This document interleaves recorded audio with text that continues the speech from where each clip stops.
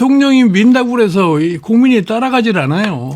윤석열 대통령을 지지하는 그런 아주 소수의 그런 결속된 지지층을 가지고는 정권을 잡을 수가 없어요. 나는 개입을 하면은 국민의힘은 더 망할 거라고 봐요. 지금 이번 선거라고 보는 것이 윤석열 대통령의 잘못된 계엄 선포로 인해서 이루어지는 거 아니겠어요? 그렇습니다. 그러면 당연히 국민의힘은 그거에 대한 사과를 할 수밖에 없는 그런 입장에 놓여 있었어요. 현재 재판관들의 성향에 관계없이 그분들이 헌법에 충실하다 보니까 결국 가서 대통령을 파면하는 그런 결정을 하지 않았나 이렇게 생각을 해요. 그렇죠. 이제 12월 3일 날 내가 텔레비에서 그걸 보면서 네. 이거를 별로 성공할 가능성이 없다고 나는 생각을 했어요. 아, 그 순간에도? 예, 왜냐하면 그때 저한테 여러 사람이 전화를 해오는데 예. 어떻게 될 거냐고 그래서 글쎄 과연 이게 성공할 거라고 난 보지 않는다고 이렇게 얘기를 했는데 아, 네. 이런 시대에 그런 저희 과거의 그 사고방식에 젖어가지고서 계엄을 해가지고서 군사정권을 가지고 나라를 다스리겠다라는 이 발상 자체가 아마 잘못됐다고 생각하기 때문에 예. 성공이 힘들 거다고 생각하는 거예요. 나는 개입을 하면은 국민의힘은 더 망할 거라고 봐요. 어떤 점에서요? 지금 이번 선거라고 보는 것이 윤석열 대통령의 잘못된 계엄 선포로 인해서 이루어지는 거 아니겠어요? 그렇습니다.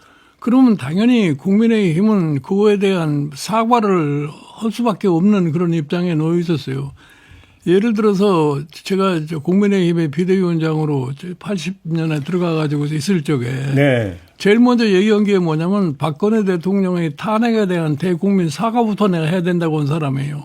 근데 지금 두 번째 지금 탄핵을 받은 거 아닙니까? 사실은 저기 조금 전에 말씀드린 대로 80년 5.18로 인해서 군인이 정치에 개입하면 더 이상 안 된다는 것이 거기서 확정된 이런 사항인데 그러니까 이제 국민의힘은 지금 본인들이 지금 비상계엄 선포 이후에 하는 태도를 놓고 봤을 적에 과연 이 사람들이 이번 대선을 어떻게 끌고 갈 거냐고 하는 개념이 없는 것 같아요. 윤석열 대통령을 지지하는 그런 아주 소수의 그런 결속된 지지층을 가지고는 정권을 잡을 수가 없어요. 대통령이 민다고 그래서 국민이 따라가질 않아요. 지금 국민의힘에 후보감이 없고 친윤 쪽에서 이 하나의 궁여지책으로 지금 생각하는 게 막 한덕수 총리 같은데 한덕수 총리야말로 이번 계엄하는데 직접 당사자 아니에요. 네. 그런 사람이 지금 소위 대통령이 파면 선고를 받은 이런 상황에서 네. 무슨 면목을 가지고서 대통령 출마를 할 수 있겠어요? 나와서도 안 된다? 네.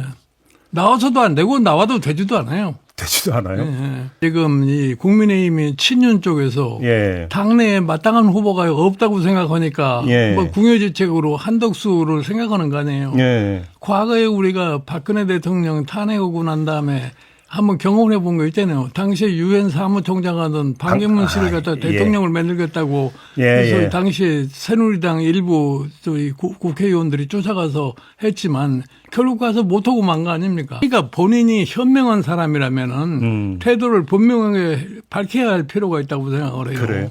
내가 보기에 지금 한덕수 국무총리로서는 참 여러 가지로 자기 신상 문제도 고려해야 할 그런 입장에 있다고 난 봐요. 신상 문제라는 게 어떤 뜻이에요? 예를 들어서 이 계엄에 동조를 했느냐 안 했느냐 하는 그런 문제가 앞으로 명확하게 사법적 문제? 그렇죠. 해결이 돼야 될 거 아니에요.